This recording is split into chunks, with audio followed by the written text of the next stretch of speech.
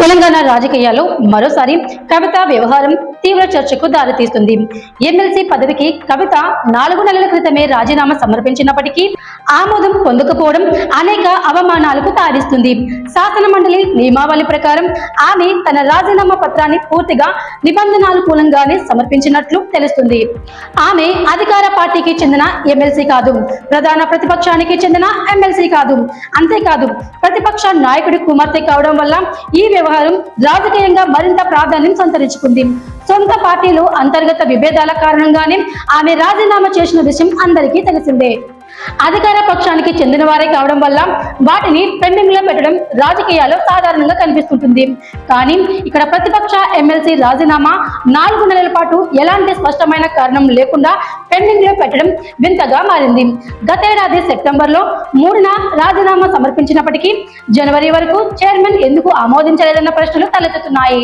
Chairman కు విచక్షణ అధికారాలు ఉన్నా వాటిని ఉపయోగించాలంటే నిబంధనల ప్రకారం బలమైన కారణాలు ఉండాల్సిందే.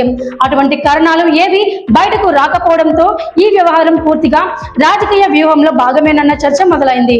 అంతేకాదు, రాజీనామా పెండింగ్ లో ఉంచిన తర్వాత కూడా కవితను శాసన మండలి సమావేశాలకు అనుమతించడం, ఆమెకు ఎంతసేపు మాట్లాడితే అంతసేపు అవకాశం ఇవ్వడం కూడా వ్యూహం ముందున్న అభిప్రాయాలు వ్యక్తమవుతున్నాయి.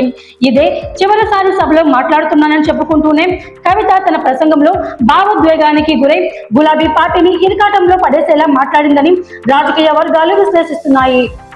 ఇదంతా ముందే ప్లాన్ చేసిన స్క్రిప్ట్ లా ఉందన్న మాటలు వినిపిస్తున్నాయి. అధికార పార్టీ ప్రతిపక్షాన్ని టార్గెట్ చేస్తే ప్రతిపక్షం కూడా అదే స్థాయిలో వ్యూహాత్మకంగా స్పందించడం రాజకీయాల్లో సహజమే.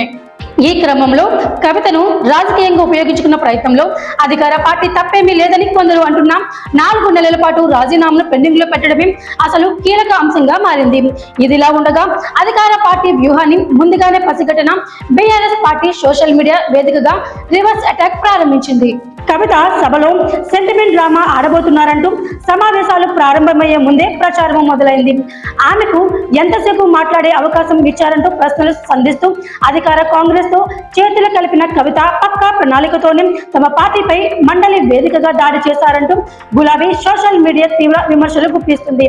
మొత్తం మీద కవిత రాజీనామా, దాని ఆమోదం ఆలస్యం, సభలో ఆమె పాత్ర అన్ని కలిసి తెలంగాణ రాజకీయాల్లో కొత్త వ్యూహాత్మక చర్చకు తెరలేపాయని చెప్పవచ్చు.